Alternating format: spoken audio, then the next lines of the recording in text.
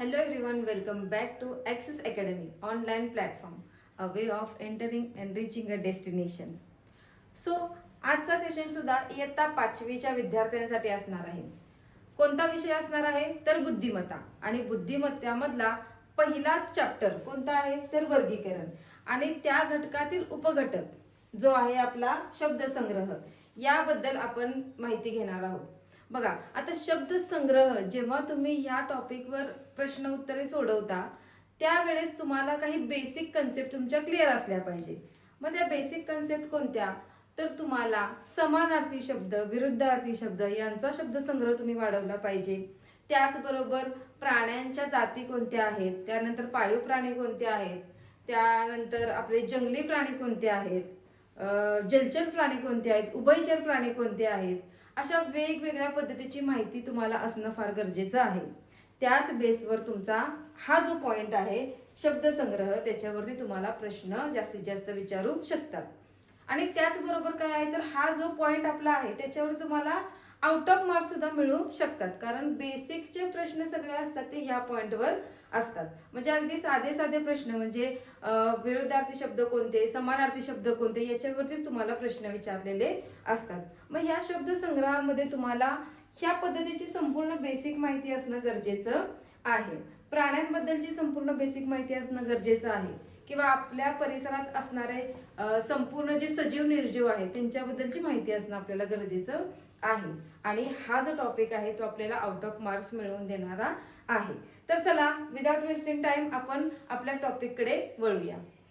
बघा शब्दसंग्रहामध्ये मी काही उदाहरणं तुमच्या पुढे मांडलेली आहेत. अगदी सोपी आहेत, आउट ऑफ मार्क्स मिळवून देणारी ही उदाहरणे असतात. बघा प्रश्न पहिला आहे गटात न बसणारे पद ओळखा. म्हणजे गटात न बसणारा शब्द तुम्हाला इथे ओळखायचा आहे. त्यातला पहिला प्रश्न आपण बघूया. बघा प्रश्न पहिला एक्झाम्पल फर्स्ट झरा, ओढे, नाला आणि तळे हा तुम्हाला प्रश्न पहिला दिलेला आहे आणि 4 शब्दांपैकी तुम्हाला गटात न बसणारा शब्द तुम्हाला ओळखायचा आहे. बघा प्रश्न पुन्हा एकदा बघा. झरा, ओढा, नाला आणि तळे याच्यामधलं आपल्याला गटात न बसणारं पद ओळखायचं आहे. आता बघा झरा कसा आहे तर वाहतं पाणी आहे.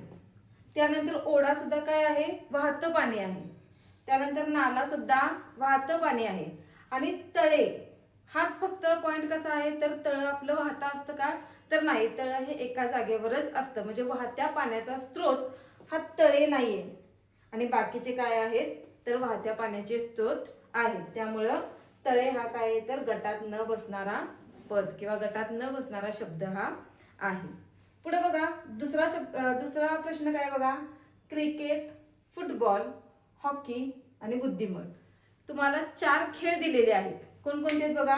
क्रिकेट, फुटबॉल, हॉकी आणि बुद्धिबळ.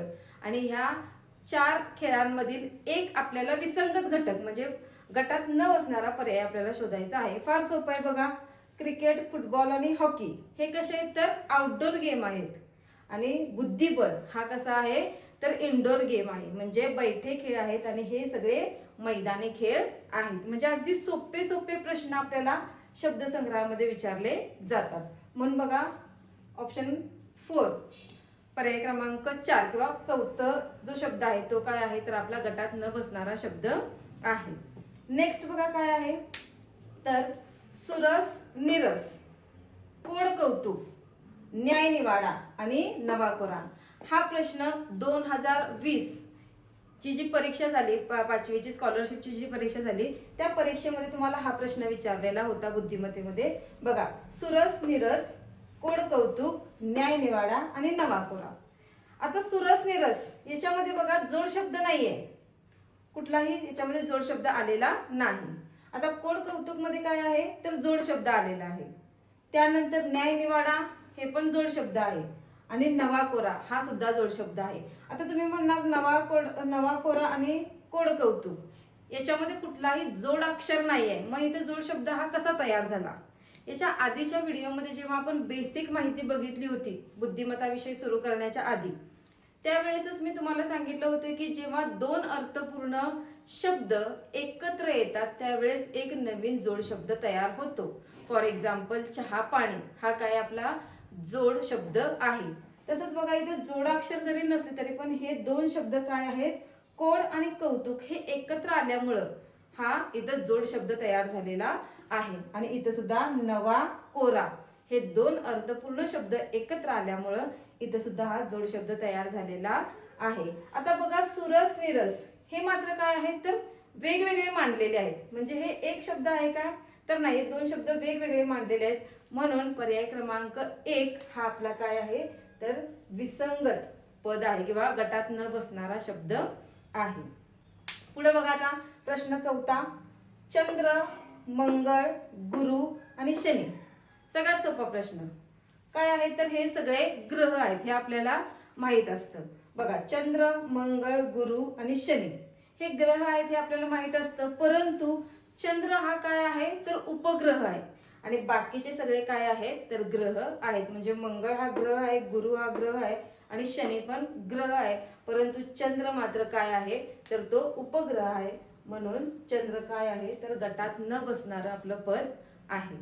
नेक्स्ट बघा काय आहे, बाहुली नाट्य, दूरदर्शन, संगणक आणि सिनेमा. प्रश्न वाचल्यावरच आपल्याला उत्तर क्लिक होतं की बाहुली नाट्य हेच उत्तर असणार आहे बरोबर. कारण का तर दूरदर्शन, संगणक आणि सिनेमा हे आपण पडद्यावर पाहतो. त्यातील चित्रपट असेल किंवा कार्यक्रम असेल हे आपण काय करतो तर पडद्यावर पाहतो. परंतु बाहुली नाट्य हे आपण काय करतो तर आपल्या समोर पाहतो. म्हणजे बाहुल्यांचे खेळ जर तुम्ही बघितले असेल तर ते बाहुली नाट्य आपल्या समोर होत असतं, पडद्यावर होत नाही. म्हणून काय आहे तर अगदी सोपा प्रश्न आहे हा. बाहुली नाट्य काय असणार आहे तर आपलं गटात न बसणारं पद असणार आहे. नेक्स्ट क्वेश्चन काय बघा, आता इथे दिले बघा जोड्या दिलेल्या आहेत. म्हणजे काय तर नर आणि मादी. बघा उंट, सांडणी, नर, मादी. त्यानंतर आई, बाबा. देन आहे मोर, मोरीन आणि वर आणि वधू. आता याच्यामध्ये तुम्हाला चुकीची जोडी इथं फाइंड आउट करायची आहे.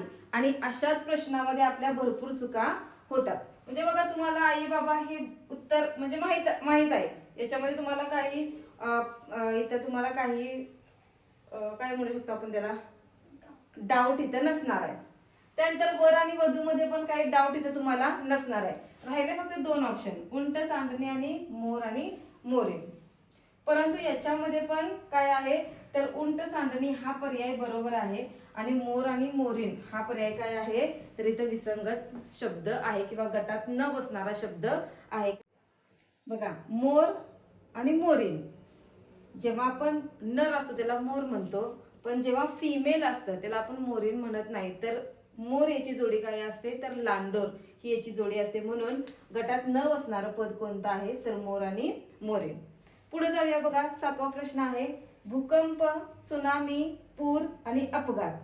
आता हा पण अगदी बेसिक आणि सोपा प्रश्न आहे. आपल्याला लगेच समजते की याचं उत्तर काय असणार आहे, लगेच आपल्याला क्लिक होतं. परंतु बघा याचं स्पष्टीकरण काय आहे तर भूकंप काय आहे तर नैसर्गिक आपत्ती आहे. मानव निर्मित आहे काही तर नाही. भूकंप कधी आणि केव्हा येऊ शकतो, नैसर्गिक आपत्ती आहे ती. त्यानंतर सुनामी, जे समुद्रामध्ये जी सुनामी येते, मोठमोठ्या प्रचंड लाटा असतात त्याला आपण सुनामी म्हणतो. आणि ती सुनामी सुद्धा काय आहे तर मानव निर्मित नसून ही काय आहे निसर्ग निर्मित आहे, नैसर्गिक आपत्ती आहे. म्हणून सुनामी पण काय आहे तर गटात न बसणार आपलं पद नाही. त्यानंतर बघा पूर आहे. पूर पण काय आहे तर नैसर्गिक आपत्ती आहे. आणि लास्ट आहे इथं अपघात. अपघात मात्र काय तर ही नैसर्गिक आपत्ती नाही. म्हणून आपलं गटात न बसणारं पद कोणतं आहे तर अपघात हे आहे. कारण बाकीचे 3 जे आहेत ते काय आहेत तर नैसर्गिक आपत्ती आहेत. लास्ट बघा काय आहे पाऊस, गारा, वर्षा आणि पर्जन्य. आता इथं तुम्हाला काय पाहिजे तर समानार्थी शब्द आणि विरुद्धार्थी शब्द हे तुमचे पाठ असणं गरजेचंच आहे. कारण इथे बघा आता समानार्थी शब्द इथे तुम्हाला दिलेला आहे. बघा पाऊस त्याला आपण वर्षा पण म्हणतो आणि पर्जन्य पण म्हणतो. पण पावसाला आपण गारा म्हणतो का तर नाही. गारा वेगळा आणि पाऊस वेगळा. म्हणजे पावसाला समानार्थी शब्द 2 दिलेले आहेत इथं. कोणता आहे तर एक वर्षा आहे आणि एक पर्जन्य आहे. म्हणजे साहजिकच आहे आपलं उत्तर काय असणार आहे पर्याय क्रमांक 2 गटात न बसणारा शब्द कुठला असणार आहे गारा. अशा पद्धतीनं तुम्हाला शब्दसंग्रह या पाठावर किंवा या घटकावर अगदी सोपे आणि बेसिक प्रश्न विचारले जातात. आणि या घटकावर आपल्याला आउट ऑफ मार्क्स मिळवून देणारा हा घटक आहे. त्यामुळे तुम्हाला काय करायचं तर बेसिक क्रिया आपण काय म्हणतो हे समानार्थी शब्द, विरुद्धार्थी शब्द, पाळीव प्राणी, त्यानंतर जंगली प्राणी, त्यानंतर आपले जे हे ग्रह आहेत त्याबद्दलची थोडक्यात माहिती, म्हणजे बेसिक माहिती ही आपल्याला इथं असली पाहिजे आणि त्याच्यावरतीच बेस्ड आपला काय असणार आहे, हा शब्दसंग्रहाचा टॉपिक असणार आहे. तुम्हाला आजचा टॉपिक आवडला असेल तर लाईक करा. थँक्यू.